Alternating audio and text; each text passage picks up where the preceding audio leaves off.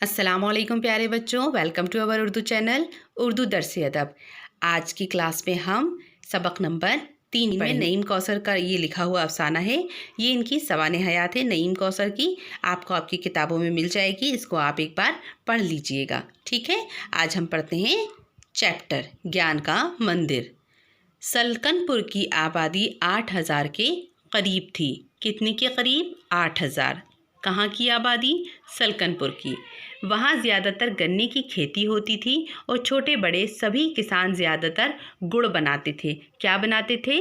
गुड़ बनाते थे, जिसके उन्हें अच्छे दाम मिल जाया करते थे।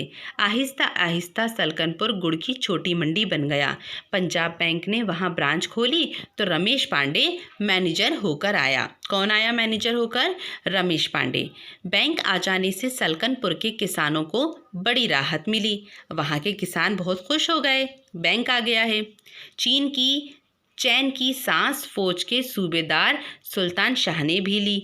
फौज के सूबेदार कौन? सुल्तान शाह, क्योंकि उन्हें पेंशन लेने 40 किलोमीटर दूर तहसील रामनगर जाना पड़ता था। ठीक है, उनके आगे पीछे कोई नहीं था। 2 बेटे थे, दोनों लखनऊ में मुलाजिम थे। उनके बाल बच्चे भी वहीं थे।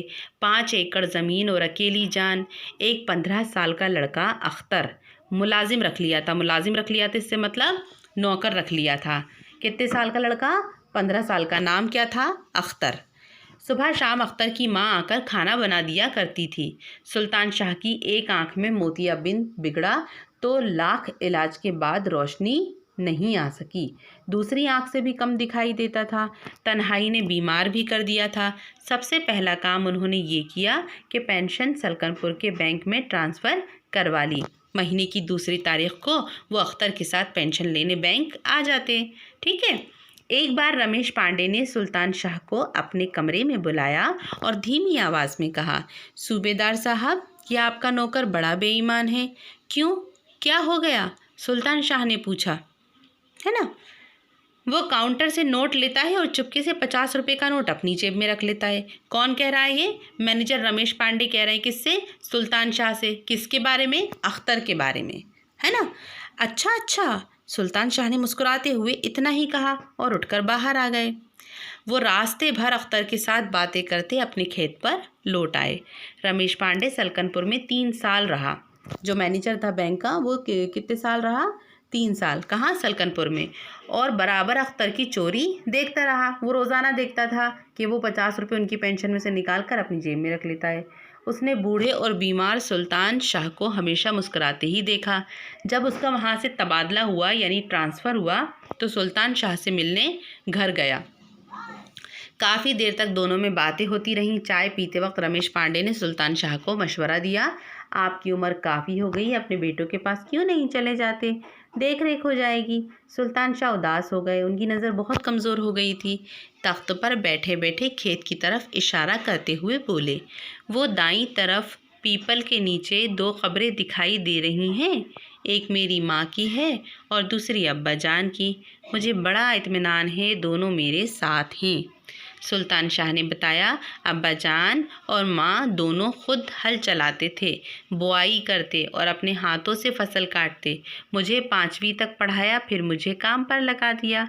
18 बरस का हुआ तो तहसील में फ़ौज वालों ने भर्ती कैंप लगाया।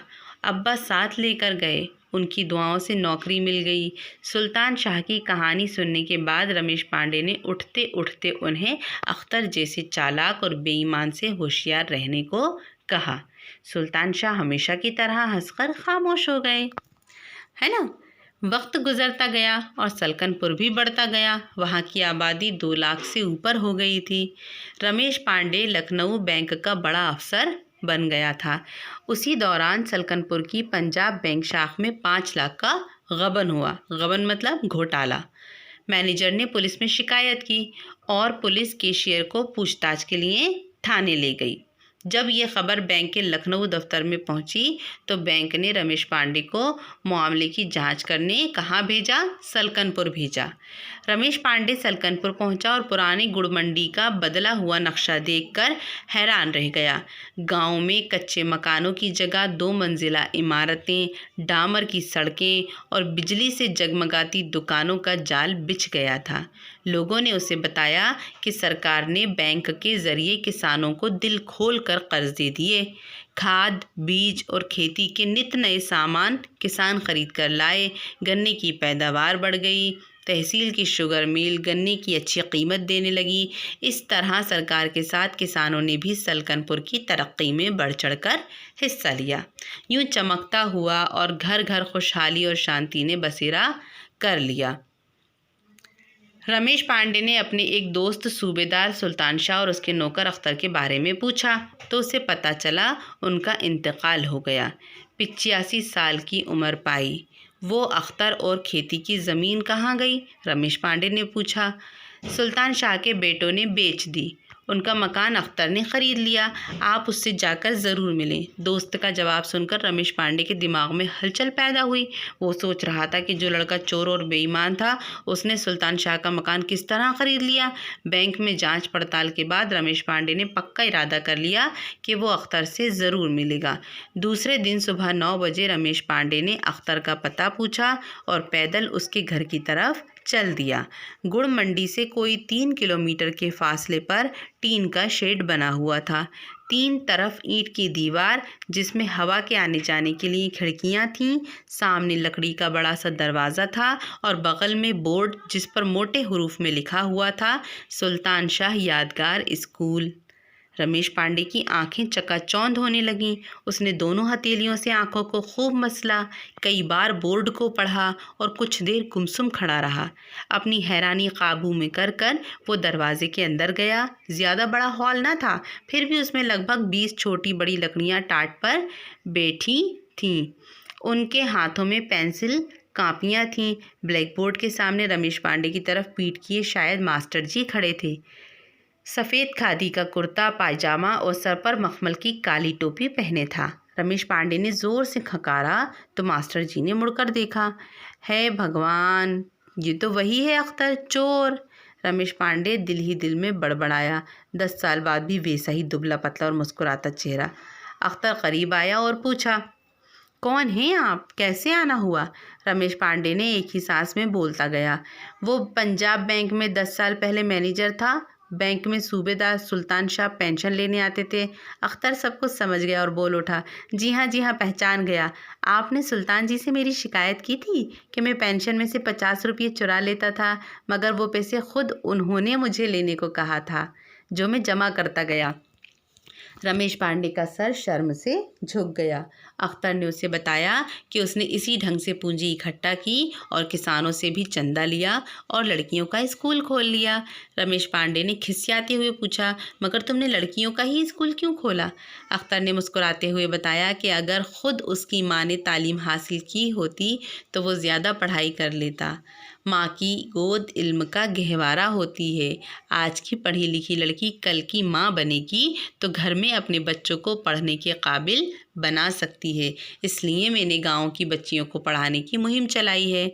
रमेश पांडे का चेहरा आंसुओं से भीग गया और उसने अख्तर को सीने से लगाया और पुराने इल्ज़ाम की मुआफ़ी मांगी। समझ आया बेटा चैप्टर? नईम कौसर का लिखा हुआ ये अफ़साना है। बहुत ही खूबसूरत अफ़साना था। इसीलिए कहते हैं जब एक लड़की तालीम याफ्ता होती है तो वो पूरे ख़ानदान को इल्म की रोशनी से रोशनास कराती है, और जब एक मर्द तालीम याफ्ता होता है तो वो पूरे घर को तालीम याफ्ता बनाता है ना। इसलिए एक औरत का तालीम याफ्ता होना बहुत ज़रूरी है। ठीक है, अब ये लफ्ज़ मानी है आपको अपनी कॉपीज़ में लिख लेना है, और साथ ही साथ ये आपको मारूज़ी सवालात भी हल कर लेने हैं। ठीक है, इनके नोट्स में आपको अपने वीडियो में या PDF बना करके सेंड कर दूंगी। ठीक है बच्चों, अब देखिए ज़रा कवाइद एक बार समझ लीजिए।